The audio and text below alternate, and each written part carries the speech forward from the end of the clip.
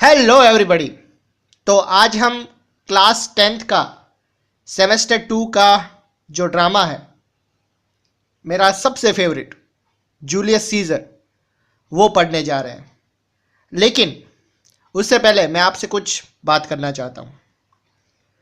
आपको पता ही है जूलियस सीजर बहुत ही लेंदी ड्रामा है, लेकिन आपकी ज़रूरत के चलते मैं यहाँ पर आपको एक शॉर्ट समरी में ये पूरा ड्रामा समझाने की कोशिश करूँगा।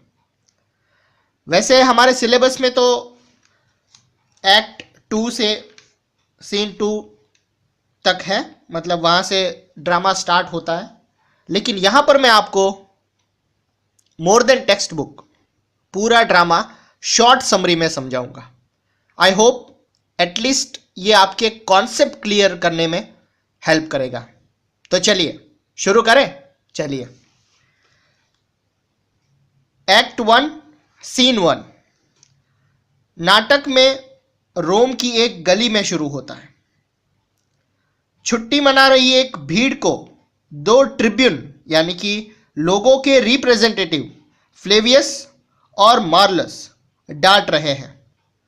सीजर स्पेन में पाम्पी के बेटों पर, उनके जो सन है, उस पर जीत प्राप्त करने के बाद रोम वापस आया है और लोग उसके सम्मान में छुट्टी जश्न मना रहे हैं।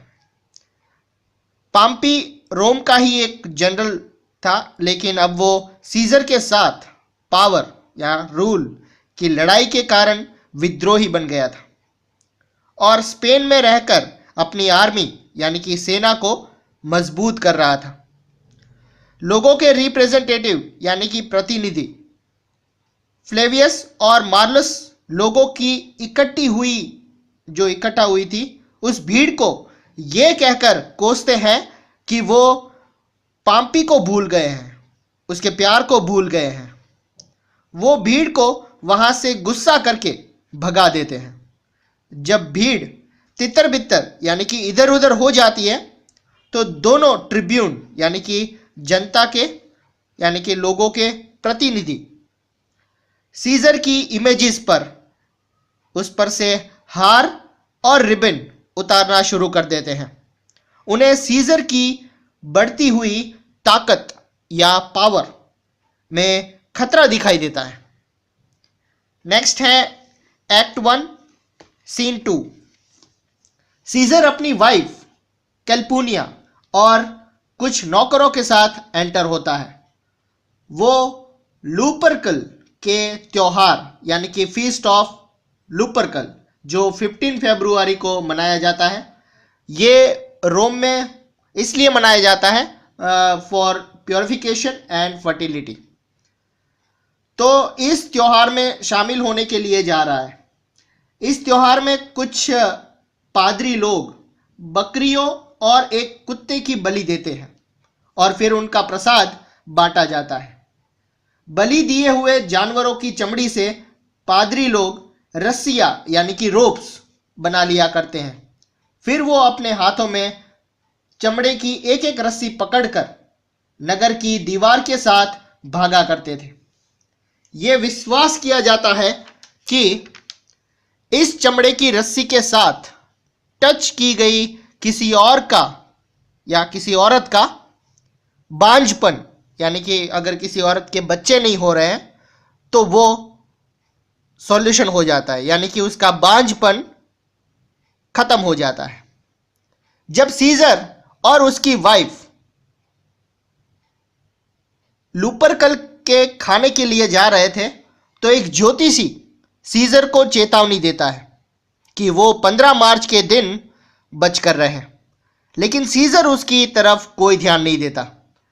कैशियस ब्रूटस को एक तरफ ले जाता है। वो ब्रूटस के मन में सीजर के अगेंस्ट जहर घोलने की कोशिश करता है। मार्क एंटोनी लोगों की ओर से सीजर को 3 बार रोम के सिंहासन का ताज, क्राउन, पेश करता है, लेकिन हर बार सीजर लेने से इनकार कर देता है।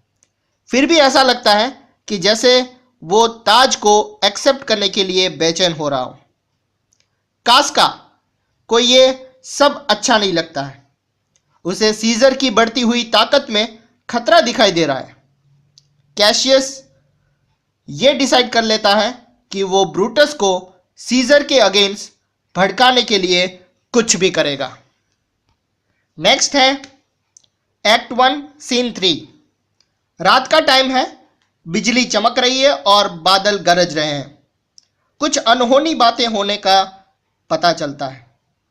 सिसरो, कास्का और कैशियस एक गली में मिलते हैं।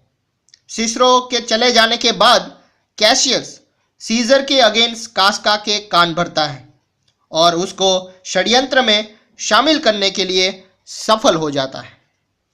नेक्स्ट है एक्ट 2 सीन 1। ब्रूटस अपने बागान में यानी कि ऑर्किड में बैठा हुआ है। वो बहुत ही बेचैनी की हालत में है। वो सीजर का दोस्त है, लेकिन वो रोम के प्रति अपनी ड्यूटी को अनदेखा नहीं कर सकता।